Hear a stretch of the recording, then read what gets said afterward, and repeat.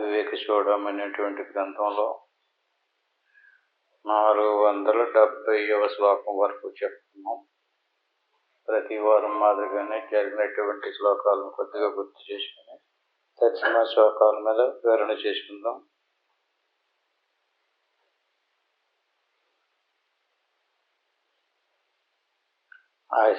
అహేయమనుపాదేయ మనాదేయ మనాశ్రయం ఏకం ఏవ అద్వితీయం బ్రహ్మ నేహనానాస్తి. బ్రహ్మం అనేటువంటిది ఏదైతే ఉందో అది మన స్వస్వరూపం, మన అంతరాత్మ. ప్రత్యేక రసం పూర్ణమనంతం సర్వతోముఖం ఏకమేవ దయం బ్రహ్మ నేహనానాస్తి కించన. అంటే మన అంతరాత్మ ఏదైతే ఉందో అది ఏకరసము, పరిపూర్ణము, అనంతము, సర్వవ్యాపకమునగు అద్వితీయ బ్రహ్మం. ఏమర్థమైంది? మన స్వస్వరూపమైనటువంటి అంతరాత్మ ఏదైతే ఉందో అది అనేకం కాదు, మనందరిలోనే ఉండినటువంటిది ఒకటే. అందరిలోనే ఒకే స్వరూపం ఉంటే దానిని మన అంతరాత్మ చుట్టూరు కప్పినటువంటి సముదాయం ఒకటి ఉంది. ఈ రకంగా ఒక్కొక్కరికి ఒక్కొక్క ఉపాధి, ఒక్కొక్కరికి ఒక్కొక్క ఉపాధి. దాన్ని అనాత్మ అంటారు. అంటే అనాత్మ వల్ల ఆత్మస్వరూపం ఏదైతే ఉందో భేదంగా కనపడుతుంది, అంటే అనేకంగా కనపడుతుంది. లోపల ఉన్నటువంటిది ఉన్నది ఉన్నట్టుగా తెలియాలి అంటే దాని చుట్టూరు ఉన్నటువంటి మరుగుపరిచినటువంటి వస్తువుని తీసేయాలి. ఈ వస్తువు వ్యష్టి సమిష్టి అని చెప్పేసి రెండు రకాలు ఇంతకుముందు కూడా చాలాసార్లు చెప్పుకున్నాం. అంచేత విడువవలసింది ఆత్మను కాదు, పరమాత్మను కాదు, బ్రహ్మమును కాదు. ఆత్మ చుట్టూరు వ్యాపించినటువంటి ఆత్మస్వరూపాన్ని మరుగుపరిచినటువంటి వస్తువుని విడిచిపెట్టాలి. అహేయమనుపాదేయ. ఏది దాన్ని మరుగుపరిచింది? మన మనసు. మన మనసే దాన్ని మరుగుపరిచింది. మనం మనసు స్వాధీనంలోకి వచ్చేసాం. మనసు ఏది ఆలోచిస్తే ఆ ఆలోచనలోకి వెళ్ళిపోతున్నాం. ఆ మనసు కల్పన చేసేటువంటి శరీరం వైపుకి తిరిగి శరీరమే నేను అనుకుంటున్నాం. ఉన్న వస్తువు ఉన్నదే మనాదేయ మనాశ్రయం. మనల్ని మనసునే ఆశ్రయించుకుని ఉన్నాం, మనోస్వరూపాన్ని పట్టుకునే ఉన్నాం. అంచేత మన స్వరూపం ఉన్నది ఉన్నట్టుగా తెలియాలంటే ఏం చేయాలి? మనసునే దాటాలి. మనసు ఎక్కడుంది? మనాదేయ మనాశ్రయం. మనం దేన్ని ఆశ్రయించుకుని ఉన్నాం? మనసును ఆశ్రయించుకుని ఉన్నాం. మనసులో నుంచి బయటకు వచ్చి మనసు దేన్ని పట్టుకుని ఉంది? శరీరాన్ని పట్టుకుని. శరీరం లోపల ఉన్నటువంటి మనసు శరీరం అందరి ఇంద్రియాదుల ద్వారా బయట ప్రపంచంలోకి వచ్చి విషయాదులను పట్టుకుంది. విషయాదులు అంటే శబ్ద, స్పర్శ, రూప, రసగంధాది విషయాదులు ఎక్కడున్నాయి? ప్రపంచంలో ఉన్నాయి. ప్రపంచంతో తయారైంది శరీరం. శరీరంని క్రియావంతం చేసేది ప్రాణం. దానికి లోపల మనసు. ఈ మనసే మన యొక్క స్వస్వరూపాన్ని కప్పింది, మరుగుపరుస్తుంది.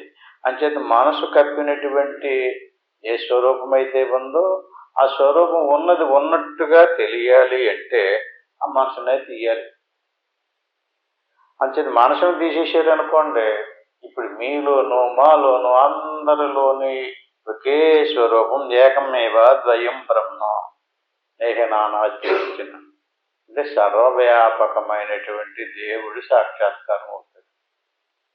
మనసుతోటి దర్శించడానికి ప్రయత్నం చేసామనుకోండి, రకరకాల రూపాలలో కల్పన మనసు చేసినటువంటి కల్పించబడినటువంటి దేవతలను ఆరాధిస్తాం.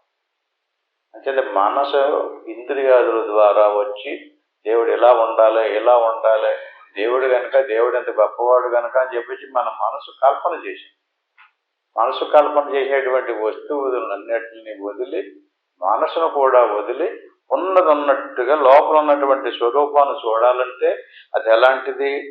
నిర్గుణం, నిష్కలం, సూక్ష్మం, నిర్వికల్పం నిరంజనం. అది సూక్ష్మాతి సూక్ష్మమైనటువంటిది. అంటే దృశ్యం కాదు, దానికి రూపం లేదు, దానికి గుణం లేదు, ఇది ఏ కల్మషమూ లేదు. అంచేది నిర్గుణం, నిష్కళం, సూక్ష్మం, నిర్వికల్పం, నిరంజనం. నిర్వికారమైనటువంటి అంటే మనం లోపలికి సాధన చేసుకుని వెళ్తున్నాం. ఇంకా ఇంకా అలా లోపలికంట అంతరముఖ ఒత్తుతోటి అలా చూడగా చూడగా చూడగా మనసు ఎంతసేపు కూడా బయట ఇంద్రియాల ద్వారా బయటకు వచ్చి ప్రపంచంలో ఏవే విషయాలను చూసిందో, చేసిందో, తెలుసుకుందో, వాటిని ఏ అనుభవించిందో అవన్నీ స్మృతిలో పెట్టుకుని వాటిని తలుపుకు తెచ్చుకుంటూ ఉంటాం. దాన్నే సంకల్ప వికల్పాలు అంటుంటారు. ఈ రకంగా నిరంతరం అదే పనిలో ఉంటుంది. అంచేత మనం లోపలికి చూసినప్పుడు మనసు అనుకోకుండా మనం ఎంత లోపలికి చూసినా సరే మళ్ళీ ఇంద్రియాల ద్వారా ఏదో ఇంద్రియం ద్వారా బయటకు వచ్చేస్తుంది. మనసు బయటికి రావాలి అంటే ఏదో ఇంద్రియం ఓపెన్ అయి ఉండాలి. చెవి ద్వారా రావచ్చు, కంటి ద్వారా రావచ్చు, నోటి ద్వారా రావచ్చు. అంటే ఇంద్రియాదుల్లో శ్రోత్రము, త్వక్కు, చక్షు, జిహ్వ, ఘ్రాణం అంటారు. ఈ 5 ఇంద్రియాదుల్లో ఏదో ఇంద్రియం ద్వారా బయటకు వచ్చి ఆయా విషయాలను తెలుసుకుంటారు. మీరు బయటికి రానివ్వకుండా ఇంద్రియాదులను మూసేసారనుకోండి, కళ్ళు మూసుకోండి, చూడకండి, వినకండి అంటున్నాం కదా, అప్పుడు మరి మనసు ఎలా వస్తుంది? ఇంద్రియాదులన్నీ మూసేస్తే రాదు. ఇంద్రియాల ద్వారా రావాలంటే ఇంద్రియాలు 10 ఇంద్రియాలు. జ్ఞానేంద్రియాలు 5, కర్మేంద్రియాలు 5. కర్మేంద్రియాలు ఇది వాక్కు, పాణి, పాదము, ఉపస్థ, పాయు. ఈ 5 ఇంద్రియాదుల ద్వారా ఏదో ఇంద్రియం ద్వారా బయటకు వచ్చి వాక్కు ద్వారా మాట్లాడేస్తుంటది. వాక్కు ద్వారా మాట్లాడేసేది ఎవరు? మనసు. మనసు వెనకాల మనం అహం ఉంది. మాట్లాడుతున్నాడంటే మనసు వెనకాల అహం ఉంది. అహంతో కూడినటువంటి మనసు వాక్కు ద్వారా మాట్లాడుతుంది. అంటే ఏ ఇంద్రియం ద్వారా అన్నా రావడానికి 10 ఇంద్రియాల ద్వారా బయటకు వచ్చేది. మనం ఈ 10ని మూసామనుకోండి, అప్పుడు లోపల ఏం చేస్తుంది? ఈ 10 ఇంద్రియాదుల ద్వారా ఏం చూసామో, ఏం తెలుసుకున్నామో వాటిని అన్ని తలపుకు తెచ్చుకుంటుంది, గుర్తుకు తెచ్చుకుంటుంది. వాటినే తలపు వస్తూ ఉంటుంది నిరంతరము. అలా ఎంతసేపు మనం సాధన చేసినా ఆ మనసు యొక్క తలపోత ఆగకపోతే మనకు వాస్తవం కనపడదు, తెలియబడదు. ఆ తలపోతలన్నీ కూడా మనసు ఆగిపోవాలి, ఏమీ అనుకోకూడదు. అంటే ఏమీ అనుకోకుండా ఉండినటువంటి స్థితి ఏకాగ్రత. అంటే ఏమి అనుకోకుండా ఏకాగ్రతగా అలా శ్వాసను పట్టుకుని గమనిస్తూ ఉండాలి. అలా ఉండగా ఉండగా ఉండగా శ్వాస అలాగ మనసును పట్టుకుని ఉండడం ఇష్టం కాదు.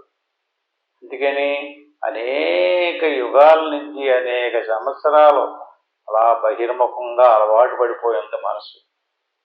బయటికి తిరగాలి, బయట చూడాలి. తీర్థయాత్రలో, పాదయాత్రలో, పారాయణలో, పూజలో, యజ్ఞాలో, యాగాలో లేక చెడ్డయ్యో మంచియ్యో అలవాటు పడిపోయింది ఇంద్రియాదుల ద్వారా బయటకు. అలా బయటకు వచ్చి చేసినటువంటి వాటినే గుర్తుకు తెచ్చుకుని తలపోతూ ఉంటుంది. అంటే మనసు తలపోతా ఉందంటే లోపల ఉన్నటువంటి స్వరూపం తెలియబడదు. ఎంత కాలానికైనా సరే తెలియబడదు. దాన్ని ఏదైతే మరుగుపరిచిందో మరుగుపరిచినటువంటి దాన్ని మనం తీసేయాలి. అంటే ముందు మనసును శుద్ధం చెయ్యాలి, ఆ తర్వాత ఏకాగ్రత చేయాలి. మనసు శుద్ధం అవ్వడానికి కర్మోపాసనలు చెప్తారు.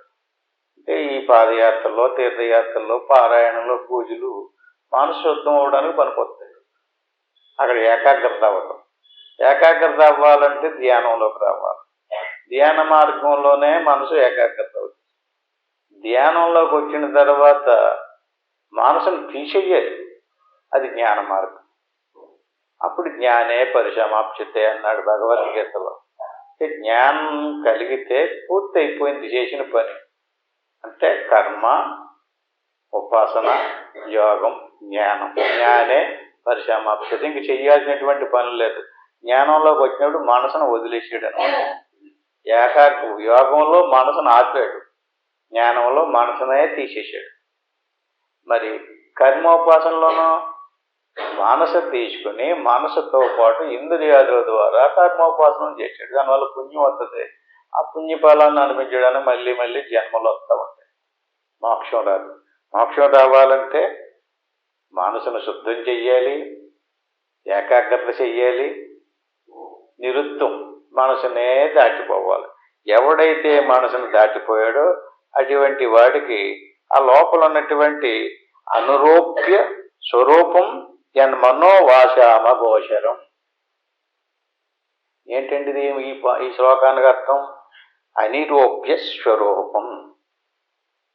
అది ఇలా ఉంది అని చెప్పడానికి దానికి ఆకారం లేదు, రూపం లేదు. ఇది మనసు ఆగిపోయిన తర్వాత ఏ స్వరూపమైతే నీకు సాక్షాత్కారమైందో దానికి రూపం లేదు. జన్మనో వాచామ గోచరం. అక్కడ వాక్కు ప్రవేశించలేదు. నువ్వు ఇంత గొప్పడు, నువ్వు అంత గొప్పడు, నీకు 4 చేతులు ఉన్నాయి, 8 చేతులని పొగుడుదారంటే వాక్కు అక్కడికి రాదు. మనసు పడిపోయింది. ఎందుకంటే మనసునే తీసేశారు కదా. మనోవాచామ గోచరం. మనసు వాక్కు అన్ని లయమైపోయిన స్థితి అది. జ్ఞానేంద్రియాలు పనిచేయు, కర్మేంద్రియాలు పనిచేయు. నువ్వు ఆ స్థితిలోకి వెళ్ళిన తర్వాత మనసు పడిపోయిన తర్వాత చూస్తారంటే కన్నులు తెరవవు, నీకు చెవులు వినబడవు, అసలు నీకు శరీరమే ఉండదు. నువ్వు నీకంతటి నువ్వే ఆశ్చర్యం, ఇదేంటి నా శరీరం ఏమైపోయింది అనుకుంటావు. శరీరం కనిపించదు, నువ్వు మాత్రం ఉంటావు. నీకు శరీరం గోచరు కాదు, మనసు సంకల్పించదు. ఎందుకంటే శరీరం ఉండాలి కదా, లేదేటి అన్నటువంటి ఆలోచన రావాలంటే మనసు కావాలి. అంటే శరీరం కనిపించదు, శరీరం పడిపోదు, ఇంద్రియాలు పడిపోతాయి, మనసు పడిపోతాయి.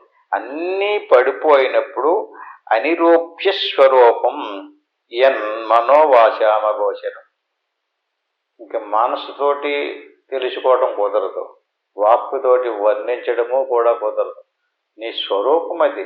నీ స్వరూపాన్ని నువ్వు చూసుకుంటూ ఉండడమే సమాధి స్థితి. అంచేత అటువంటి స్వరూపాన్ని ఎవడైతే దర్శించాడో ఏకమేవ ద్వయం బ్రహ్మ నేహ నానాస్తికించిన. ద్వయం అంటే 2. ఇప్పుడు మనం ఉన్నాం, ప్రపంచం ఉంది, మన శరీరం ఉంది, మనకులాంటి శరీరాలు చాలా ఉన్నాయి. దీన్ని ఎలా ఉంచుదాం? ఇంకొక రకంగా వెళ్దాం. జీవుడున్నాడు, దేవుడున్నాడు. ద్వయం అంటే 2. ఇక్కడికి వెళ్ళినటువంటి వాడికి జీవుడు దేవుడు అనేటువంటి 2 ఉండరు.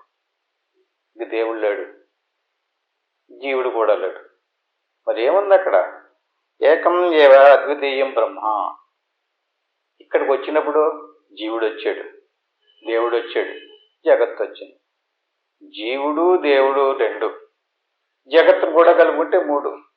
ఇప్పుడు మనకి పురాణాలను అనుసరించి ఏర్పాటు చేసినటువంటి మతాలు సన్మతాలు అంటారు. 6 మతాలు. శాక్తేయము, శైవం. శాక్తేయం అంటే ఎవరు? దేవి దేవతలే, దేవియే గొప్పదే.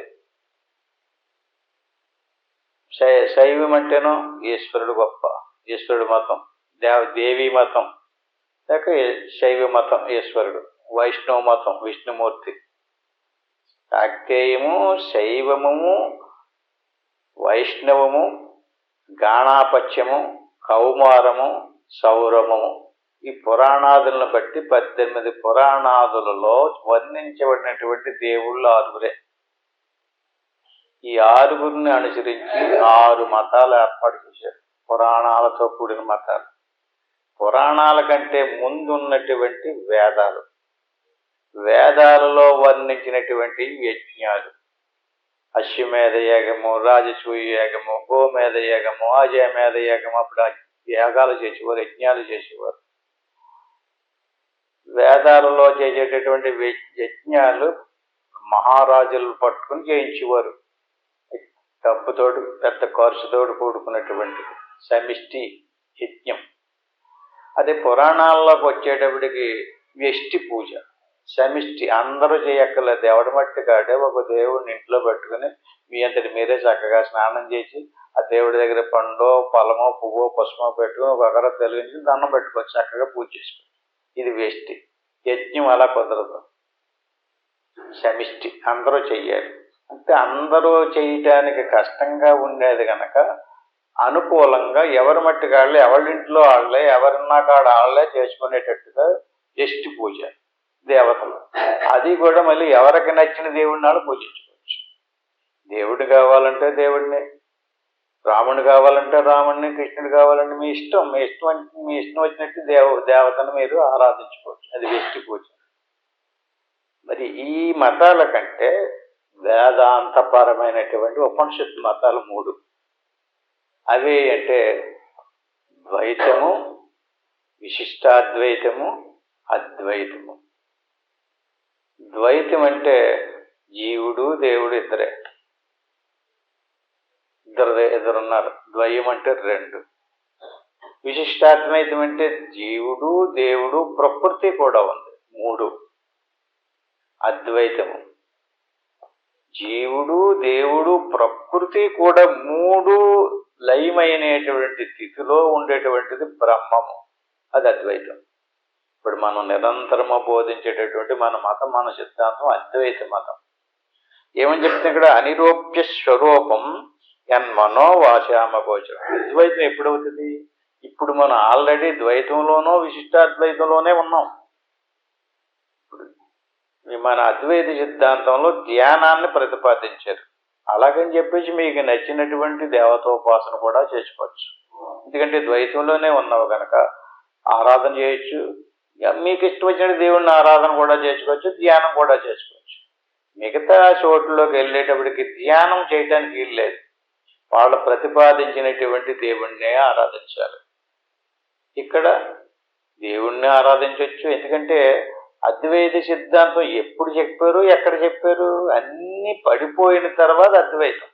ఇప్పుడు అద్వైతం కాదు. ఇప్పుడు నీకు శరీరం ఉంది, ఆ శరీరానికి సంబంధించినటువంటి ఆకలి దప్పుకలు ఉన్నాయి, సుఖ దుఃఖాలు ఉన్నాయి, అన్నీ ఉన్నాయి. జీవుడు ఉన్నాడు, దేవుడు ఉన్నాడు. నువ్వు బయటికి వచ్చేవా? బయటకు వస్తే ఏమేమి వచ్చినాయి? ఇంద్రియాలు వచ్చినాయి, శరీరం వచ్చింది, మనసు వచ్చింది, మరి ప్రపంచం అన్నీ వచ్చేసినాయి కదా. అప్పుడు ఏమైంది? అనేకమైపోయింది. 1 కాదు, 2 కాదు, 3 కాదు, అనేకం. ఈ అనేకమైనటువంటి సముదాయం ఇదంతా ఒక పెద్ద ప్రపంచం. 7 14 లోకాలు, 3 లోకాలు, ఈ రకంగా అనంతమైంది. అంచేత ఇవన్నీ కాకుండా ధ్యానంలోకి వెళ్ళినటువంటి వాడికి సమాధి స్థితిలో మనసు శ్వాస ఆగిపోయినటువంటి స్థితిలో ఏదైతే ఉందో అక్కడ ఉన్నటువంటి స్వరూపం ఎలాంటిదంటే అనిరూప్య స్వరూపం యన్మనోవాచామగోచరం. ఇంద్రియాలు పడిపోయినాయి, శరీరం పడిపోయింది, మనసు పడిపోయింది. అంటే బయటికి చూసేటటువంటి ఇంద్రియాలు 10, జ్ఞానేంద్రియాలు 5, కర్మేంద్రియాలు 5. లోపల పనిచేసేటటువంటి ఇంద్రియాలు 4, మనసు, బుద్ధి, చిత్తం, అహంకారం. ఇవి పడిపోతుంది. ఎప్పుడైతే ప్రకృతి సంబంధమైనటువంటి వస్తు సముదాయం అంతా పడిపోయిందో అప్పుడు మిగిలినటువంటి స్వరూపం ఎలాంటిది? దానికి ఏ గుణాలు లేవు, దానికి ఏ ఆకారము లేదు. నిర్గుణం, నిష్కలం, సూక్ష్మం. సూక్ష్మం కంటికి కనిపించే వస్తువు కాదు అది. కంటితో చూడలేడు దాన్ని, స్వయంగా తను తానే చూసుకోవాలి. అది మన స్వరూపం. అది ఎవరన్నా చెప్పినా కూడా తెలదు. ఎన్ని రకాల వర్ణించినా కూడా దాన్ని వర్ణించలేడు. ఎలా వర్ణించాలంటే, వర్ణించాలంటే దాన్ని వాక్కుతోటి చెప్పాలి. వాక్కు దాని గురించి వాక్కుకి తెలదాం, మనసుకు తెలదాం. ఏ వాక్కు కానీ ఉపనిషత్తుల్లో చెప్పారు, వాక్కు మనసు ఆ బ్రహ్మమును తెలుసుకుందారని ప్రయత్నం చేస్తే పడిపోయినయట. అలాగా బ్రహ్మమును చూద్దారని చెప్పి మన మనసును ఉపయోగించామనుకోండి, అలా కొంతసేపు ఉంచేటప్పటికి మనసు పడిపోతుంది. అప్పుడు ఇంకా ఆత్మను తెలుసుకోలేదు. వాక్కు పడిపోతుంది. మాట్లాడదారు అనుకుంటాడు, పెదాలు కరిసిపోతాయి. చూసుకుంటూ కావాలంటే మీకు అలా కొంతసేపటి సాధనలో కూర్చుంటోడికి మాట్లాడదారని గబాలను ఎవడన్నా వచ్చి కేకేసాడు అనుకోండి, వెంటనే లెగితే పడిపోతాడు కూడా. పని చేయదు మనసు. పెదవులు కరుచుకుపోతాయి, మనసు పని చేయదు, ఏకాగ్రత అయిపోతుంది. అంటే మనసు పడిపోతుంది, ఇంద్రియాలు పడిపోతున్నాయి, వస్తు సముదాయం అంతా పడిపోతుంది. దాన్ని ఎలా చెప్తాడు? మనసు లేని స్థితిలో మనసు చూడలేదు కదా దాన్ని చూడడానికి ప్రయత్నం చేస్తే అందులో కలిసిపోయింది అది. ఎలా చెప్పిద్ది? చూడాలంటే మనసు ఉండాలి, కన్ను ఉండాలి, చెవులు ఉండాలి. ఇంద్రియాలు ఏవి పని చేయవు అని చేత సూక్ష్మమైనటువంటి నిర్వికల్పం. కల్పన అంటే ఊహ, నిర్వి అంటే ఏ కల్పన చేయటానికి వీలు లేదు. దేవుడు ఇలా ఉంటాడో, జీవుడు ఇలా ఉంటాడు, ఈ వస్తువు ఇలా ఉంటుంది, ఆ వస్తువు అలా ఉంటుంది అని చెప్పేసి ఊహించేటటువంటి కల్పన లేదు అక్కడ. ఇప్పుడు మనం మెలకులో ఉన్నామనుకోండి, ఎన్ని రకాల కల్పనలు చేస్తుంది మన మనసు. కొన్ని మెలకులో నుంచి నిద్రపోయామనుకోండి, ఆ కళలో ఎంత కల్పన చేస్తుంది. ఇప్పుడు కళ అంటారు కదా, నేను దేవుడిని చూసి వచ్చేసానంటాడు, దేవుడితో మాట్లాడేసానంటాడు, దేవుడు నాకు వరాలు ఇచ్చేసానంటాడు. ఎంత మాయగాళ్ళు ఉన్నారండి ప్రపంచంలోని. దేవుడు కనబడిపోతే దేవుడి వస్తువా, వ్యక్తి అంటే మనకలాగా ఆయన కూడా పుడతాడా అంటే మనకి తెలదు కదా. మరి నిజంగా వెళ్ళి దేవుడితో మాట్లాడి వచ్చేసాడు కావచ్చు అనుకుంటాం. ఏమనాలి దాన్ని? అంచేత దేవుడు అనేటువంటి వాడు నిర్గుణం, నిష్కలం, ఏ కళంకం ఉండదు, ఏ ఆకారమో ఉండదు, సూక్ష్మమైనటువంటిది, నిర్వికల్పము. కల్పన చేయడానికి ఆయనకి ముక్కు ఉంది, ముఖం ఉంది, చెయ్యి ఉంది, కాలు ఉందని వర్ణించడానికి కుదరదు. అది నిర్వికల్పం, నిరంజనం. నిరంజనం అంటే ఏంటండి? అంజనం అంటే కాటుక. ఇప్పుడు మనం కాటుకు పామాలనుకోండి, ఏముండాలి? వస్తువు ఉండాలి. ఇప్పుడు కాటుకు పెట్టుకోవాలంటే కన్ను ఉండాలి.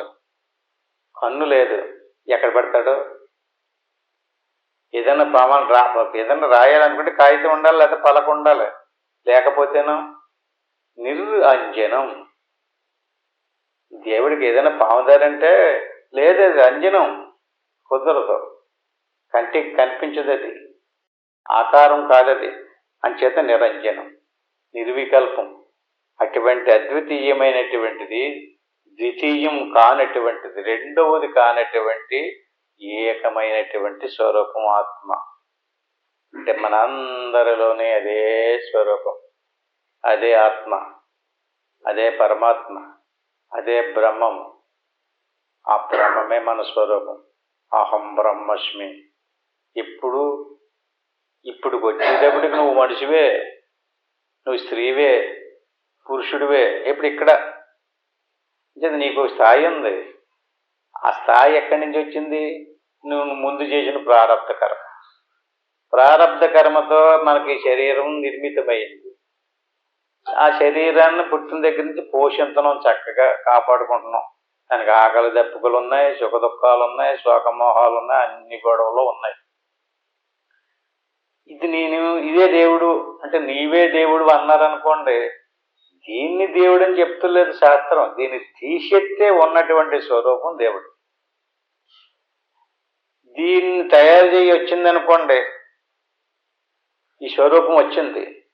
తీసెత్తే జీవుడు దేవుడు ఇద్దరు ముగ్గురు లేరు, ఒకటే అయ్యింది కదా. ఏకమేవా ద్వితీయం బ్రహ్మ నేహ నానాస్తి కించన. ఇంకొకటి లేదు. చత్యమృద్ధం స్వతసిద్ధం శుద్ధం బుద్ధం మనీదృశ్యం. అంటే ఈ శ్లోకానికి అర్థం ఏంటంటే అండి, సత్య సమృద్ధం.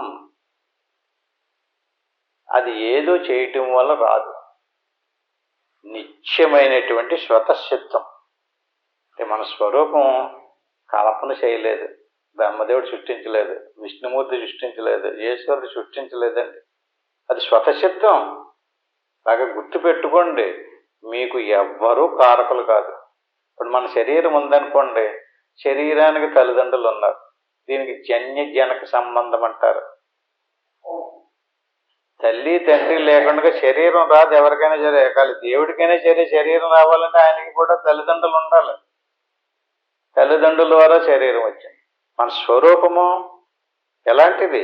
స్వతసిద్ధం శుద్ధం బుద్ధమని దృశ్యం. స్వతసిద్ధంగా ఉంది, అనాది. దానికి ఆది లేదు, అంతము లేదు. అనాది నుంచి శుద్ధంగా సచ్చిదానంద స్వరూపంగానే ఉంది. అది మన స్వరూపం. కానీ మనకి ఎవడూ చెప్పలేదు. చెప్పకపోవటం వల్ల మన గురించి మనకి తెల్లలేదు, మన గురించి మనకి తెలియకపోవటం అనేటువంటి అజ్ఞానం వల్ల మనకు శరీరం వచ్చింది. దాంతో శరీరాన్ని నేను అనుకున్నాడు. శరీరాన్ని నేను అనుకున్న శరీరంతో సుఖాలు అనిపించడం కోసం కర్మలు చేశాడు. ఆ కర్మలు మళ్ళీ అనేక రకాలు. ఎందుకంటే ఈ శరీరంతో ప్రారంభ కర్మను అనుసరించి శరీరం వచ్చింది. కొన్ని కొన్ని బాధలు, భయాలు, సమస్యలు ఉన్నాయి. ఆ బాధలు పోగొట్టడానికి దేవుడిని సృష్టించాడు. దేవుడిని సృష్టించాడా? దేవుణ్ణి మనిషే సృష్టించాడండి. బాగా చూసుకోండి కావాలంటే. ఎందుకంటే మన స్వరూపం స్వతసిద్ధం, అది దేవుడు సృష్టించలేదు, స్వతసిద్ధంగానే ఉంది. దేవుడు కూడా స్వతసిద్ధమే. మన ఉపాధి ఉంది కదండి, దీన్ని ఏమంటారు? ప్రకృతి స్వరూపము అంటారు. ఇప్పుడు మన వస్త్రం ఉందండి, సాయంకాలానికి మురికి పట్టి మాసిపోయింది. ఎందుకు మాసిపోయిందని అడిగారు అనుకోండి, దానికి ఒక సమాధానం చెప్పండి మీరు. ఎందుకు మాసిపోయింది? ఎప్పుడు, ఎక్కడ, ఎలా చెప్పలేరు. ఎందుకని? ఆ ఫలానా అంటే ఆ మురుకు అలాగా ఉండిపోతే సాయంకాలం అయిపోవాలి ఎలా మాసిపోయిందో అట్టి మాదిరిగా స్వతసిద్ధమైనటువంటి మన స్వరూపాన్ని మనం తెలుసుకోకపోవడం వల్ల, దానికి సంబంధించిన జ్ఞానం మనకు లేకపోవడం వల్ల మనకు శరీరం వచ్చింది. ఆ శరీరం ఎలాంటిది? ప్రకృతితోటి కూడినటువంటి సముదాయం. అది స్త్రీ పురుషుల ద్వారా వచ్చింది. అంటే ప్రారబ్ధ కర్మను అనిపించటానికి ఈ జీవుడు శరీరాన్ని తయారు చేసుకుని వచ్చాడు. ఆ శరీరాన్నితో సుఖం అనిపించాలి. ఇప్పుడు చలి వస్తుంది, దుప్పటి కప్పుకోవాలి, ఎండలో ఫ్యాన్ వేసి కూర్చోవాలి. ఎందుకని? సుఖం కావాలి. ఆ సుఖం లేదనుకోండి, ఫ్యాన్ వేసుకోవటం లేదు, దుప్పటి కప్పుకోవటం లేదు, ఉండడానికి ఇల్లు లేదు, తినడానికి తిండి లేదు అనుకుంటే అప్పుడు ఏం చేస్తాడండి? ఒక దేవుడిని కల్పన చేశాడు. దేవుడా, నాకు తిండి ఇయ్యి, నాకు ఇల్లు ఇయ్యి, నాకు వాకలు ఇయ్యి అంటే, మళ్ళీ ఇంకొక తెలివైనడు ఏం చేసాడంటే, అలాగే ఇవ్వాలంటే ఇంకో నువ్వు ఇలా చెయ్యి, ఇలా చేస్తే నీకు ఏం కావాలో అదంతా ఆయన ఇచ్చేస్తాడని ఇంకొక ఆయన ఇంకొక రకం. ఈ రకంగా మనకి వాస్తవం తెలియకపోవటం వల్ల అనేక రకాల సిద్ధాంతాలతో అనేక దేవతారాధనలు మొదలుపెట్టి చెయ్యండి, తప్పులేదు, దానివల్ల పుణ్యం వస్తుంది. కానీ అసలు చేసేవాడు ఎవరో? కల్పించబడినటువంటి వస్తువును కాదు నువ్వు ఆరాధించడం, స్వతసిద్ధంగా ఉన్నదాన్ని ఆరాధించు. కల్పించబడినటువంటిదన్నీ కూడా మీరు చూడండి, ప్రతీదీ కూడా ఎంతో కొంతకాలం కిందట దానికి ఒక చరిత్ర ఉంటుంది. అంతకుముందు అది లేదు కదా. అంటే ఏంటి? మధ్యలో వచ్చిందేనా? ఆది నుంచి లేవు కదండి. ఆనాది నుంచి ఉన్నటువంటి వాడు నువ్వే. నువ్వే కల్పన చేసేవు, అన్నిటికీ మూలకారకుడు నువ్వే. నీ గురించి నీకు తెలియకపోవటం వల్ల అనేకమైనటువంటి సిద్ధాంతాలను తయారు చేశాడు. ఇంకొకడిని ఆశ్రయించాడు, ఇంకొకడిని ఆశ్రయించాడు, ఆడు ఇంకొకలాగా అనేక అనంతం అయిపోయింది అదంతా కూడా. అంచేత నువ్వు సత్య సమృద్ధం స్వతసిద్ధం శుద్ధం బుద్ధం అనే దృశ్యం. ఈ దృశ్యం కాదు, నువ్వు పుట్టింది కదా, అది నువ్వు కాదు. అది పుట్టింది ఎవరు? స్థూల శరీరం. ఎలాగొచ్చింది, ఎందుకు వచ్చింది? దానికి పెద్ద స్టోరీ ఉంది. దాన్నే ధర్మ సిద్ధాంతం అంటున్నాం కదా మనం. ధర్మశాస్త్రాలు చదవండి, ఎలాగొచ్చిందో ఎందుకు వచ్చిందో దానికి సంబంధించినటువంటి ఏ కర్మ చేసావు అంటే ఇప్పుడు కూడా అదే చేస్తున్నావు. ఏం చేస్తున్నావు? అని ఏదో రకంగా కాపాడేమంటున్నాను. ఎవరినో పట్టుకుని ఎవడో కాపాడండి. చేసుకున్నటువంటి కర్మఫలాన్ని ఎవడైనా సరే అనుభవించి తీరవలసిందే. ఇప్పుడు చేసింది మళ్ళీ అది కర్మ అయి కూర్చుంటుంది. ఆ తర్వాత మళ్ళీ అతనికి చక్కగా ఇంకో శరీరాన్ని, ఇంకో సుఖాన్ని, దుఃఖాన్ని కలుగు చేస్తూ ఉంటుంది.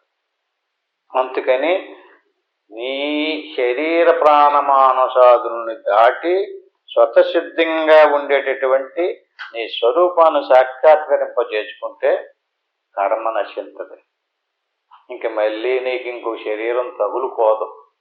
స్వతసిద్ధంగా ఉన్నటువంటి నీ స్వస్వరూపంతో హాయిగా ఆనందంగా ఉంటావు. దాన్నే మోక్షము అంటారు, పరమపదము, కైవల్యము అంటారు. అంటే అక్కడ ఏమి లేదు, ఇంకా కర్మఫలం లేదు. జన్మ మరణాలు లేవు, సుఖ దుఃఖాలు లేవు, శోకమోహాలు లేవు, ద్వంద్వాలు లేవు, సుఖంగా ఉంటావు. నిరస్తరాగా నిరపాస్త భోగా శాంతాశ్రుదాంత యతయో మహాంత విజ్ఞాయతత్వం పరమేతదంతే ప్రాప్త పరాం నిర్వృతి ఆత్మయోగాతు. ఇంతటి అదృష్టం నీకు రావాలంటే నువ్వు ఆత్మయోగాన్ని చెయ్యాలి. మళ్ళీ నీవు పూజలో పునస్కారాలు యజ్ఞాలు యాగాలు ఏదో చేసుకున్నావు అనుకో, దానికి కర్మ ఏర్పడుతుంది. కర్మనే చేయి ముక్తి రాదు, బాగా గుర్తుపెట్టుకోవాలి. కర్మకి ఫలితం వస్తుంది, ఆ ఫలితాన్ని అనిపించడానికి సుఖమో దుఃఖమో వస్తుంది. మోక్షం రావాలంటేనో నిర్వృత్తి ఆత్మయోగాతు. ఆత్మస్వరూపాన్ని యోగం అంటే మనం చెప్పినటువంటి సాధన మార్గం ద్వారా యోగం చెయ్యాలి. ఏమి యోగం? ఆత్మయోగాత్తు. ఆత్మయోగములోనే ఇవన్నీ వస్తాయి. ఇది ఎవరికి ఏ వస్తువునందునూ రాగవృత్తి లేదో నిరస్తరాగ నిరపాస్త భోగ అంటే నీ ఆలోచన, నీ కోరిక, నీ మనసు నిరంతరము దేని గురించి ఆలోచించాలి? నాకు ఇంకా సాధన సిద్ధించలేదు, లోపల ఉన్నటువంటి స్వరూపం నేను ఇంకా చూడలేకపోయాను, ఇన్ని సంవత్సరాలు అయిపోయింది, ఉపదేశం పొంది 10 ఏళ్ళు అయింది, 20 ఏళ్ళు అయింది, అయినా సరే నా మనసు ఆగలేదు అనేటువంటి తపన ఉండాలి. తపన లేకుండా బాహ్య సంబంధమైనటువంటి వస్తువుల మీద ప్రీతి ఇంకా నశించలేదనుకోండి, భోగాపేక్ష నశించలేదనుకోండి, అతనికి ఈ జన్మలో మోక్షం పొందలేడు. ఇంకా నేనేదో చెయ్యాలి, ఇంకా దేవుడిని ఆశ్రయించి ఆ దేవుడి ద్వారా ఏదో ఫలితాన్ని పొందాలి, భార్య నుంచో పిల్లల నుంచో వస్తువుల నుంచో ఆవు నుంచో గేదె నుంచో ఏదేదో మొత్తం మీద ఈ రకంగా బాహ్య సంబంధమైనటువంటి వస్తువుని రాగవృత్తి అంటే ప్రీతి, డబ్బు మీద, ఇంటి మీద, వస్తువు అయితే ఆయన మమ్మల్ని ఇంక ఇల్లు వాకలి భార్య పిల్లల మీద ప్రేమ ఉండకూడదా అండి? నువ్వు వద్దన్న వదలదది. నువ్వు ప్రేమను తీసేసుకోక్కర్లేదు, పెట్టుకోక్కర్లేదు. నీ ప్రేమ ఆత్మ మీద పెట్టుకో, మామూలుగా చేసుకుంటూ వెళ్ళిపో. ఏది జరగాలనుందో అదే జరిగింది. నువ్వు కోరేసుకున్నంత మాత్రం చేత అవ్వదు, నువ్వు చేసేసినంత మాత్రం చేత అవ్వదు. నువ్వు ఎవరెవరినో పట్టుకుని ఏ దేవుడు ఇచ్చేస్తాడనుకుంటే అది ఎప్పి, అదొక భ్రమ. నువ్వు చేస్తేనే మొత్తం దేనికైనా సరే ఇప్పుడు మనం పొందేటటువంటి సుఖానికి కానీ దుఃఖానికి కానీ కర్మ కారణం. ఇప్పుడు మళ్ళీ అలాంటి కర్మ చేసేవంటే దానికి ఒక ఫలితం ఉంటుంది, దాన్ని అనిపించడానికి మళ్ళీ రావాల్సి వస్తుంది. అంటే ఎవరికైతే ఈ రాగవృత్తి అంటే బాహ్య సంబంధమైనది ఇంకా ఏదో పొందాలి, ఏదో సంపాదించాలనేటువంటి వృత్తి నశించలేదనుకోండి, అతనికి సాధన చూడవుతాడు, సాధన సిద్ధించట. భోగాపేక్ష ఉండకూడదు. నేనేదో ఇంకా భోగాలు అనిపించాలి, ఇంకా వాళ్ళకి ఇలా సంపాదించి పెట్టాలి, వీళ్ళకి ఇలా సంపాదించి పెట్టాలి అనేటువంటిది ఉండకూడదు. చిత్తము శాంతించి ఇంద్రియములు ఉపరతములయ్యను, ఇంద్రియాలు నిలిచిపోవాలి. సినిమాకి వెళ్ళిన రండి, మీరు వెళ్ళండి, నాకు ఎందుకు వెళ్ళండి అన్నాడు అనుకోండి, ఏమైనట్టు? ఇంద్రియాలు ఆ చూడాలనేటువంటి వాంఛ కంటికి లేదు. నేను హోటల్కి వెళ్తాను, మంచి బ్రహ్మాండమైనటువంటి పార్టీ ఎత్తాను అన్నాడు అనుకోండి, నాకు అక్కర్లేదు పార్టీ. అంటే తాగాలని కానీ తినాలని కానీ ఆ కోరికలు తగ్గిపోతే అలాగని చెప్పి తినకుండా ఉండడం కూడా చచ్చిపోతారు తినకపోతే. తిండి తినండి, కోరిక ఉండకూడదు అంటున్నారు. అంతే. ఒక్కొక్కడు భోజనం పెట్టినప్పుడు పళ్ళు గిరటకెత్తాడు, కాలుతో కూడా తినేసే వాళ్ళు ఉన్నారు. ఎందుకని ఆడికి నచ్చిన విధానంలో ఆయాల తయారు చేయక పెట్టకపోతే పళ్ళు మాత్రం పోద్ది ఇదులు. దాన్ని ఏమంటారండి? అదే కోరిక. తిను, నచ్చకపోతే మళ్ళీ చెప్పు, నోటు మాటతో చెప్పు, నాకు ఈ నాలుగు ఇలా రుచించడం లేదు, ఇది బాగోలేదని చెప్పేసి. అంటే అది ఎంత అహంకారం అక్కడ! ఎలా ప్రయత్నిస్తున్నాడు అతను, ఏం చేస్తున్నాడు అతను? ఈ రకంగా ఎవడైతే భోగాపేక్ష కోరిక నశించాలి, బ్రతకాలి, దొరికింది తిను, జీవించు, ప్రారంభం ఉన్నంతకాలం జీవించాలి. జీవించకపోతే ప్రాణం శరీరంలో ఉండదు. అలాగని చెప్పేసి తినకుండా ఉండడం కుదరదు. నీ చేత ప్రారంభం చేయంతది ఏ పనైనా సరే. అయితే ఈశ్వరుడు ఎవరు చేసినటువంటి కర్మఫలాన్ని వారి చేత అనుభవింప చేయటమే ఆయన డ్యూటీ. దేవుడు దేవుడు అంటున్నాం కదండి. దేవుడు డ్యూటీ ఏంటండి? కర్మణ్యేవాధికారస్తే మా ఫలేషు కదాచన. నేను ఏం చేస్తున్నాను అనుకుంటున్నావు? ఎందుకంటే వ్యష్టి జీవుడు సమిష్టి ఈశ్వరుడు బాగా గుర్తుపెట్టుకోవాలి. పదే పదే పదే ఇది మన మనసు మైండ్లో ఉండాలి. వ్యష్టి సమిష్టి. సమిష్టి జీవుడు ఈశ్వరుడు, వ్యష్టి జీవుడు. వ్యష్టి జీవుడు శరీరం చేస్తున్నాడు. క్షేత్రజ్ఞం చాభిమాం విద్ది సర్వక్షేత్రేషు భారత. అర్జునుడు కృష్ణుడు చెప్పాడు అర్జునుడికి, నీవు ఎక్కడుంటావయ్యా, ఎవరవయ్యా నువ్వు అంటే, సమస్త క్షేత్రాలలో నీవు ఉండేటువంటి సమిష్ట క్షేత్రజ్ఞుడు నేను. వ్యష్టి క్షేత్రంలో ఉండేటువంటి జీవుడు. జీవుడు వ్యష్టి క్షేత్రాన్ని ధరించి ఆ క్షేత్రంతో ఇంద్రియాదులను ఉపయోగించి కర్మలు చేస్తున్నాడు. నేను సమిష్టి క్షేత్రంలో నుండి ఇదంతా కనిపెట్టి ఎవడెవడు ఏ కర్మ చేస్తున్నాడో వాడికి ఆ కర్మకి ఫలితాన్ని ఇస్తున్నాను. ఫలితాన్ని ఇచ్చేసి మూల కూర్చోవటం లేదండి. ఎవడెవడు ఏ కర్మ చేశాడో ఆ కర్మ ఫలాన్ని వాడి చేత అనుభవింప చేయటమే నా డ్యూటీ.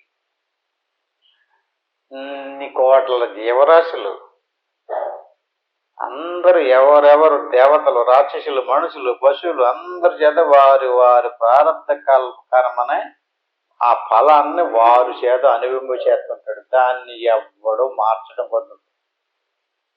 దాన్ని నియతి అంటారు. నియతి అంటే ఏంటండి? ఈశ్వర సృష్టి యొక్క నియమం. ఎవ్వడు ఇంకొక దేవుడు లేడండి. 2-3 దేవుళ్ళు ఉన్నారనుకోండి, ఈ దేవుడు చేసి చెప్పినా దేవుడు పక్కదారి పట్టించేస్తుంటాడు. పోటీ వచ్చేస్తుంటుంది రాజకీయ నాయకుల్లాగా. ఈ దేవుళ్ళు 2-3 దేవుళ్ళు లేరు, ఏకం ఒకడే దేవుడు. ఈశ్వరుడు ఒక్కడే, జీవులు అనేకులు. ఈశ్వరుడు ఎవరు చేసిన కర్మ ఫలాన్ని వాడి చేత అనుభవింప చేస్తున్నాడని మనం వెళ్ళి ఈ దేవుడి కంటే ఆ దేవుడు చాలా గొప్పవాడు, ఆవిడ తప్పించేస్తాడని చెప్పేసి వెళ్ళారనుకోండి, అలాగే ఆ ఓడ వల్ల అవ్వదు. ఎందుకంటే అక్కడ ఇంకో దేవుడు లేడు, అక్కడ ఈడే. నువ్వు ఎక్కడికి వెళ్ళినా సరే పేరు మారుతుందే తప్ప దేవుడు మారడు. ఎందుకని? ఆయనకి సహస్ర పేర్లు, 1-2 అన్ని పేర్లు ఆయనయే, సమస్త నామాలు ఆయనయే, సమస్త రూపాలు ఆయనయే.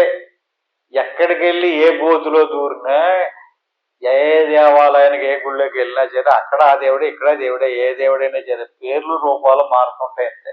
మన టేస్ట్కి అనుగుణంగా, మన రుచికి అనుగుణంగా మనకు అలాగిష్టం, నాకు ఇలాగిష్టం అన్నారనుకోండి. అంటే ఇప్పుడు తల్లి పిల్లలకి భోజనం పెట్టేటప్పుడు ఒక్కొక్కడికి గురికి ఆ జీవకి ఒక్కొక్కటి రుచి ఎంత ఉంటుంది. అందుకని ఒకడికి ఏపుడు చేసి పెడితే ఒకటి పులుసు చేసి పెడదు. అట్టి మాదిరిగా ఈశ్వరుడు ఒక్కడే, దేవుడు ఒక్కడే, జీవులు మాత్రం అనేకులు. చేత కర్మఫలాన్ని ఆయన కర్మఫలాన్ని అనుభవింపజేసేటప్పుడు ఆయనకి ఎదిరించి, ఆయనకి ఎదిరెళ్ళి కర్మఫలాన్ని తప్పించేటటువంటి ఇంకొక దేవుడు లేడు లేడు లేడు. ఆయనే దేవుడు. సమస్తాన్ని నడిపించేది ఆయనే. సృష్టి స్థితి సంహారకారకుడు ఆయన. అదేంటండి బ్రహ్మదేవుడు, విష్ణుమూర్తి, ఈశ్వరుడు అంటారు కదండి. అంటారు, నిజమే. అంటే మరి వేరు వేరు కాదా? కాదు. అది ఒకడ ఆయన్నే సృష్టించినప్పుడు ఈశ్వరుడికి బ్రహ్మదేవుడు అని పేరు. పోషించేటప్పుడు ఆయనకి విష్ణుమూర్తి అని పేరు. లయం చేసేటప్పుడు ఆయనకి రుద్రుడు అని పేరు. అదేంటండి ఈ పేర్లన్నీ ఎవరు? ఒక్కడయ్యే. సహస్రవీర్య, సహస్రనామాలతో వర్ణితను ఎవరిని అంతమంది ఉన్నారా? అన్నీ ఆయనయే. చేత అంతా నడిపించేదంతా ఒకడే, సమిష్టి ఈశ్వరుడు. అందుచేత ఈశ్వరాజ్ఞానుసారంగా మనకు సాధన సిద్ధించాలంటే అండి, శాస్త్రం యొక్క సహకారం కావాలి, గురువు యొక్క సహకారం కావాలి, ఈశ్వరానుగ్రహం కూడా కావాలి. అటువంటి వాడికి ఇక్కడ చెప్తుంది శాస్త్రం ఏమని, ఎవడైతే సాధన సిద్ధించాదో శ్వాస మనసు లయించి లోపల ఉన్నటువంటి స్వతసిద్ధమైనటువంటి అద్వితీయమైనటువంటి ఆ బ్రహ్మానంద స్వరూపాన్ని సాక్షాత్కరింపజేసుకుంటాడు. వాడికి కర్మ నచ్చుతుంది, మోక్షం వస్తుందని చెప్తుంది. దానికి ఇంకొక మార్గం లేదు, ఇంకొక సిద్ధాంతం కూడా లేదు. బయటకు వస్తే మాత్రం చాలా దేవతలు, దేవుళ్ళు, రూపాలు, రకరకాల క్రియలు రకరకాలుగా ఉన్నాయి. అందుచేత విజ్ఞాయతత్వం పరమేదంతే. జ్ఞానంలోకి వచ్చినటువంటి మార్గం ఇది ఒకటే. ఇక్కడే కర్మ నచ్చింది. నీకు మోక్షం రావాలంటే ఇలాగే రావాలి. ఒకళ్ళు ఇచ్చేది కాదు మోక్షం అంటే. ఏంటండి మోక్షం అంటే? ఏంటంటే ఉపాధిని తీసేసుకోవాలి. ఇప్పుడు భూమిలో నీరుంది, అది కనిపించటం లేదు, ఉందని అందరూ ఒప్పుకుంటారు. మరి నీరు తవ్వుతాం కదా. ఒకడు అడిగాడు, బాబు నీరు ఎక్కడ పడుతుంటే ఇక్కడ తవ్వు, నీరు పడుతుంది అన్నాడు. ఒక పారను మట్టి తీసేసి పడలేదంటే అని పార పక్కన అడుగుతున్నా, పడదు. ఎప్పుడు దాకా తవ్వాలి? నీరు పరిదాకా తవ్వాలి. నుయ్యి తవ్వడం లాంటిది సాధన అంటే. నుయ్యి తవ్వడమా అంటే, నుయ్యి ఎలాగైతే నీరు పడేదాకా తవ్వుతామో అట్టి మాదిరిగా ఆత్మసాక్షాత్కారం అయ్యేదాకా సాధన చెయ్యాలి. ఆత్మసాక్షాత్కారం అవ్వడం అనేటటువంటిది ఏంటండి? ఆత్మసాక్షాత్కారం కాదు, ఆత్మ చుట్టూరు మరుగుపరిచినటువంటి వస్తు సముదాయాన్ని తీసేయటమే, నీరుని కప్పినటువంటి మట్టి తీయటమే నుయ్యి తవ్వడం అంటే. కొంచెం కొంచెం కొంచెం కొంచెం మట్టి తీసుకుంటూ పోతే ఖాళీ ఏర్పడుతుంది, నీరు ఏర్పడుతుంది. అట్టి మాదిరిగా ఎవడైతే విజ్ఞాయతత్వం పరమేదంతే ప్రాప్త పరాం నిర్వృతి ఆత్మయోగ, అప్పుడు ప్రాప్తించదు. ఏంటిది? నీ స్వరూపం గోచరం అవుతుంది. ఇదంతా శరీరం నేను కాదు, ప్రాణం నేను కాదు, జ్ఞానేంద్రియాలు నేను కాదు, అంతరేంద్రియాలు నేను కాదు. మరి ఎవరు నువ్వు? ఎంత కాదు కాదు కాదు, అదంతా ప్రకృతి. నువ్వు ప్రారబ్ధ కర్మను అనుభవించడానికి పరమేశ్వరుడు తయారు చేసినటువంటి మాయ. దీన్ని మాయ అంటారు. మమ మాయ దొరచయ్య బాబు, నువ్వు నా మాయ చేత మరుగుపరచబడి ఉన్నావయ్యా. నా మాయ దొరచయ్య సాధ్యం కాదు. అంచేత నా సహకారం కూడా తీసుకో, గురువు సహకారం కూడా తీసుకో, మాయను తొలగించుకో. మాయను తొలగించుకుంటే నీకు స్వరూపం గోచరం అవుతుంది. ఈ రకంగా నివృత్తి ఆత్మయోగాలు నివృత్తి అయిపోవాలి. అంటే అనాత్మ సముదాయం అంతా నివృత్తి అయిపోతే నీ స్వరూపం గోచరం అవుతుంది. ఈ రకంగా ఎవడైతే ఇంకా వాసనలు వదలలేదో వాడు రోజు ఇంకా చెయ్యాలి. గురువు దగ్గరికి వెళ్ళి నేను ఒక 10 నిమిషాలు సాధనలో కూర్చున్నాను సరిపోద్దండి అన్నాడంటే, లేదు బాబు ఇంకా చెయ్యి బాబు అంటాడు. 10 నిమిషాలు కూర్చున్నావా, 5 నిమిషాలు కూర్చున్నావా, లేదా పూట కూర్చున్నావా, రోజు కూర్చున్నావా అనేది సమస్య కాదండి. ఇక్కడ నేను మాపులు బొగులు సాధనలోనే ఉంటున్నానండి, నేను ఇంకేమీ ఎవరితోటి మాట్లాడతలేదన్నా కూడా సమస్య కాదు. అనాత్మ సముదాయం అంతా ఎవరికి ఒకడు నుయ్యి తవ్వాడండి, 4 బాటలు తీసినప్పుడు నీరు పడిపోయింది అనుకోండి, అలాగ ఒకడికి ఇలాగ ఉపదేశం పొందినప్పుడు వీళ్ళని ఎత్తి మీద చేయి పెట్టగానే సమాధిలోకి వెళ్ళిపోయిన వాళ్ళు ఉన్నారు. మరి ఇక్కడే ఉన్నారు వాళ్ళు. ఎందుకు అలాగైపోయింది వాళ్ళకి? ఇటు ఉపదేశం నాడే శ్వాస ఆగిపోయి బయటికి లేకపోయి బాబు కలుదేరు అని 2-3 సార్లు 4-5 సార్లు లెగిసి మళ్ళీ వెళ్ళాడు. నెత్తి మీద చేయి పెట్టి లేపితే కానీ లేగలేని వాళ్ళు కూడా ఉన్నారు. ఎందుకు అలాగైంది? మరి కొంతమందికి ఏడాదైనా లేదు, ఏడాదులు గడిచిపోయినా లేదు. మీరు ఎక్కడ చెప్తారో అక్కడే ఉన్నానండి అంటాడు. అంటే వాడి స్వభావం శుద్ధమై ఉంది. అంటే మనం కట్టిని అంటించామనుకోండి, ఇలాగ అంటించగానే అంటుకుంటుంది. ఊది తలపోటు వచ్చేసినా సరే కంటి నిండా పొగొచ్చేస్తుంది, తలపోటు వచ్చేది, కానీ కట్టి అంటుకోదు. ఎందుకని? 2 లక్షణాలు ఉన్నాయి దానికి. ఏంటిది? ఒకటి పచ్చిదన్నాయి ఉండాలి, ఒకటి తడిసిపోయన్నాయి ఉండాలి. అంటే ఎండ లేదు, పాపం ఎండింది, తడిచిపోయింది విషయ వాసనలతో. తడిచిపోవటం అంటే దేనితోటి? విషయ వాసనలు ఏంటంటే శబ్దస్పర్శ రూప రసగంధాది విషయాదులు, ఆ ఊరిల్లు ఈ ఊరిల్లు, అక్కడ ఏదో ఉంది ఇక్కడ ఏదో ఉంది, ఇలాంటి విషయాదులతో తడిపేసాడు శుభ్రంగా దొంగ. ఎంత గీసినా ఎంత అంటించినా అంటుకోవట్లేదు, ఎంతసేపు సాధన చేసినా సరే. ఎందుకంటే మీరు సాధనలు ఎలా కూర్చున్నారనుకోండి, మీ మనసు పాదయాత్రలు చేసేస్తుంది. లేదంటే ఇలా సాధనలో కూర్చున్నారు, అక్కడ ఆవిడకు ఉపన్యాసం చెప్పేస్తారు. లేదంటే సాధనలో కూర్చున్నారు అనుకోండి, ఏదో మంత్రం చదివేస్తుంటుంది. చూడండి కావాలంటేనే అవన్నీ ఏంటయ్యి, అయ్యే తడిపేయటం అంటేనే నివృత్తి అవ్వాలంటున్నాడు ఈయన. నివృత్తి ఆత్మయోగాలు. మనసు నివృత్తి అవ్వకపోతే నీకు ఆత్మ గోచరం కాదు ఎంతకాలానికైనా సరే. మనసు ఏమి పాదయాత్రలు బయట చెయ్యి, చదువు, పారాయణలు చెయ్యి, పూజలు చెయ్యి, యజ్ఞాలు చెయ్యి, ఎన్ని చెయ్యి, లోపల దాకా తీసుకురాడు. లోపల తీసుకొచ్చి పాదయాత్రలు చేసేస్తుంటే, లోపల మంత్రాలు చేసేస్తుంటే, లోపల ఉపన్యాసాలు చెప్పేస్తుంటే, మంత్రాలు చేస్తే ఎప్పుడు ఇంకా అది నివృత్తి అవుతుంది? అందుకని బయట నుంచి లోపలికి రాకూడదు. బయట నుంచి లోపలికి వచ్చిందా, బయట భార్య ఉండొచ్చు, లోపల ఉండకూడదు. బయట భర్త ఉండొచ్చు, లోపల ఉండకూడదు. బయట ధనం ఉండాలి, లోపల ఉండకూడదు. బయట ఇల్లు ఉండాలి, మరి శరీరానికి ఇల్లు ఉండాలి కదా, కానీ లోపల ఉండకూడదు. లోపల నీకేమీ లేదు, ఇల్లు లేదు, భార్య లేదు, భర్త లేడు, డబ్బు లేదు, ఏమీ లేదు. నీ మనసులో ఏమీ లేకుండా నివృత్తి అయిపోవాలి. అప్పుడు చూడండి, నీ మనసు ఎప్పుడు నివృత్తి అయిపోయిందో బ్రహ్మాండంగా నీ స్వరూపం కోసం అవుతుంది. చేత భవానపేదం పరతత్వమాత్మన స్వరూపమానంద ఘనం విచార్య. నీ స్వరూపం ఎలాంటిది? అది పరతత్వం, ఆత్మస్వరూపం. స్వరూపమానంద ఘనం విచార్య. నీ స్వరూపం ఆనందగణం, బ్రహ్మానందం. ఇప్పుడు నెయ్యి కరగబెట్టి తోడుకుపోతే దాన్ని ఏమంటారు మళ్ళీని? అట్టి మాదిరిగా ఆనందం ఘనం. అటువంటి స్వరూపమానంద ఘనం విచార్య. దాన్ని విచారించు. నీ స్వరూపాన్ని తెలుసుకోవడానికే నీకు ప్రీతి ఉండాలి, సాధించాలనేటువంటి తపన ఉండాలి. ఆ తపనకే తపస్సు అని పేరు. విదూయ మోహం స్వమన ప్రకల్పితం. అలా కాకుండా నాకు స్వర్గం రావాలి, నాకు మంచి ఆస్తిపాస్తులు రావాలి, ఇలా స్వకల్పితం నీ మనసు చేత కల్పన చేసి నాకు ఇలా ఉంటే బాగుంటుంది, నాకు అలా ఉంటే బాగుంటుంది. ఉండవండి, సంపాదించండి. పొద్దున్న చందలాగా కష్టపడండి, డబ్బు సంపాదించండి, సుఖంగా ఉండాలి కదా.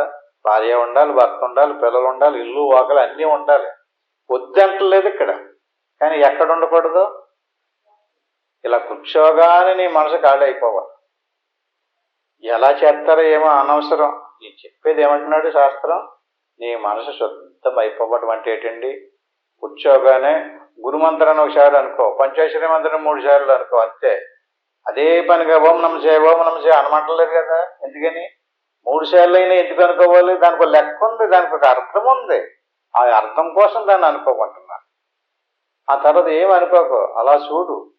అనుకున్నావా ఇక్కడే తిరుగుతావు, ఇంకెక్కడే తిరుగుతూ ఉంటావు.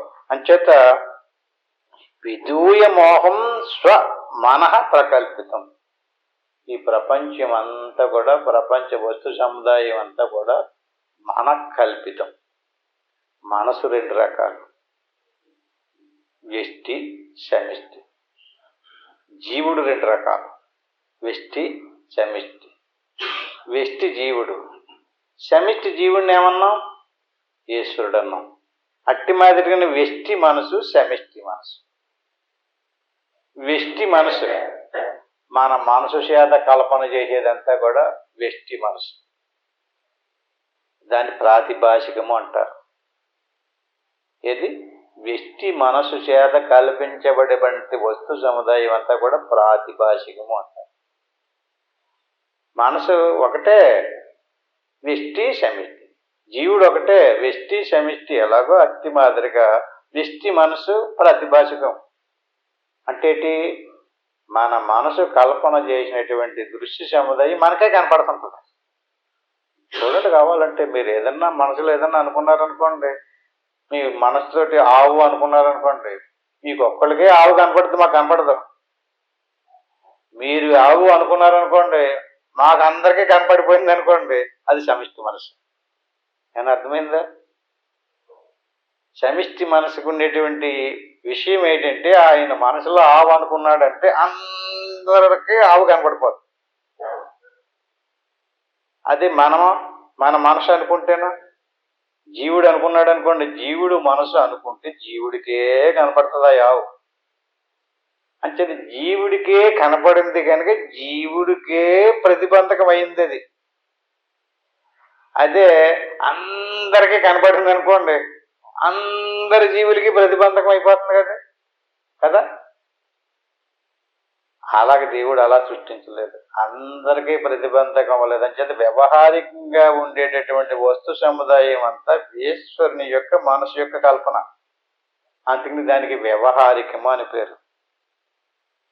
వ్యవహారికమైనటువంటి వస్తు సముదాయం వ్యవహారికంలోకి వస్తేనే ఉంటుంది. చాలా చక్కగా ప్రణాళికనే తయారు చేశాడే. ఈశ్వరుడు మనసు చేత కల్పించబడినటువంటి దృశ్య సముదాయాన్ని నువ్వు చూడాలనుకుంటే నువ్వెక్కడ చూడాలి?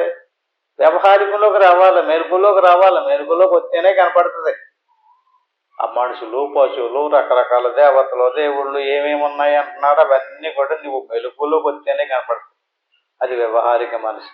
ఇంక ఈశ్వరుడు మనసు చేత కల్పించినటువంటి వస్తు సముదాయాన్ని నేను చూడండి అనుకున్నావు అనుకో, కళ్ళు మూసుకో, కనిపించదు. చాలా చాలా సులభం. ఈశ్వరు యొక్క సృష్టి నువ్వు కళ్ళు ఇంద్రియాలు మూసేస్తే కనిపించదు. నీ ఇంద్రియాదులతో కల్పన చేస్తే నీకు కనపడదు. ఇంద్రియాదులను మూసేస్తే ఈశ్వర ప్రపంచము లేదు, నీ ప్రపంచము కూడా లేదు. నీ స్వరూపమే కనపడుతుంది. ఎంత ఎంత ఎంత ఎంత సులువుగా ఉందో చూడండి. ఇంద్రియాదులను ఆపుచేయండి, మీరే ఉంటారు. మీ ఇంద్రియాదులను ఓపెన్ చేశారు, ప్రాతిభాషిక జగత్. ఆ ఇంద్రియాదులు బయటకు వచ్చారు, వ్యవహారిక జగత్. ఈ వ్యవహారికంగానో ప్రాతిభాషికంగానో ఉండే సముదాయం అంతా కూడా మిథ్య. ఇదొక మాయ, ఇదొక కల్పన, ఇది సత్య వస్తువు కాదు. మీరే సత్యం, మీ స్వరూపమే సత్యం, ఈశ్వరుడే సత్యం. ఈశ్వరుని యొక్క స్వరూపమే మనలో ఉండేటువంటి ఆత్మ. ఈశ్వర సర్వభూతానం ఉద్దేశే అర్జున తిష్టతి. ఇందులో ఒకడో అందులో ఒకడో లేడు, ఒకడే ఉన్నాడు.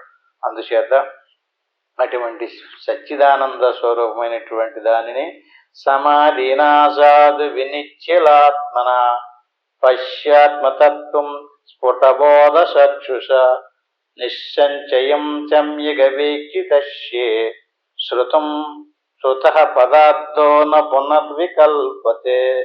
దీన్ని ఎలా చూడడం సాధ్యమవుతుంది అనేటువంటి దాన్ని ఈ శ్లోకంలో చాలా స్పష్టంగా సమాధినాశాదు వినిశ్చిలాత్మన. ఇంక వేరేగా తెల్లం. ఇటు వ్యవహారిక సృష్టిని, ఇటు ప్రాతిభాషిక సృష్టిని, దీన్నే మాయా విద్యలు అంటారు. ఇది తొలగించుకుంటే ఆ సమాధి స్థితిలోకి వెళ్ళినటువంటి వాటికి స్పష్టంగా వినిశ్చిలాత్మ, అదే బ్రహ్మము, అదే ఆత్మ, అదే పరమాత్మ. అంచేత మన యొక్క స్వస్వరూపం సాక్షాత్తు బ్రహ్మమే. దీన్ని వచ్చేవారు ఇంకా బాగా విపులంగా తెలుసుకుందాం. ఇంతటితో ఆపు చేసుకుందాం. ఏం చేయాలి ఇప్పుడు? ఈయన ఏమన్నాడు ఇక్కడ? సమాధిన సాధు వినిశ్చలాత్మ. నీకు ఉన్నట్టుగా తెలియాలంటే నువ్వు సమాధి స్థితిలోకి వెళ్ళవాలి. వేరే భాష్యంగా వెళ్ళిందంతా కూడా కల్పనే, దృశ్యమే. ఇది ఎలాగెళ్ళాలి? చక్కగా ఎలా కూర్చొని గురురు బ్రహ్మ గురురు విష్ణు గురురేవ మహేశ్వర గురువు సాక్షాత్తు పరబ్రహ్మ తస్మై శ్రీ గురువు. దీన్ని గురుమంత్రం అంటారు. దీన్ని ఒకసారి అనుకుని ఓం నమ శివాయ, దీన్ని పంచాక్షరి మంత్రం అంటారు. దీన్ని 3 సార్లు అనుకుని ఆ పైన ఏమీ అనుకోకుండా వస్తూ పోతూ ఉండేటువంటి శ్వాసను అలా గమనిస్తూ ఉండటమే సోహంభావ ధ్యానం. ఎక్కడ దాకా వెళ్ళాలి? శ్వాస మనసు దాకా వెళ్ళాలి. అప్పుడు నిశ్చలమైనటువంటి నిర్వికారమైనటువంటి సచ్చిదానంద స్వరూపం మిగులుతుంది. అదే మన స్వరూపం, అది సాక్షాత్తు బ్రహ్మము. అంచేత నీ స్వరూపం సాక్షాత్తు బ్రహ్మమే. అహం అంటే నేను బ్రహ్మమును, అస్మి అయ్యవు. అహం బ్రహ్మస్మి అంటే అక్కడికి వెళ్ళి దర్శించినటువంటి స్వరూపం అయ్యేవన్నమాట అనే భావంలో, అక్కడి నుంచి ఆ భావంలో నువ్వు ఉండడమే. జత ఇప్పుడు నేను ఓంకారం చెప్పేదాకా చక్కగా ఎలా కూర్చొని ఆ ధ్యానంలో ఉండండి. ఇంటికి వెళ్ళిన తర్వాత ఎవరెవరికి అంతంత అవకాశం ఉంటే అంత ప్రయత్నించండి. ఓం తత్సత్.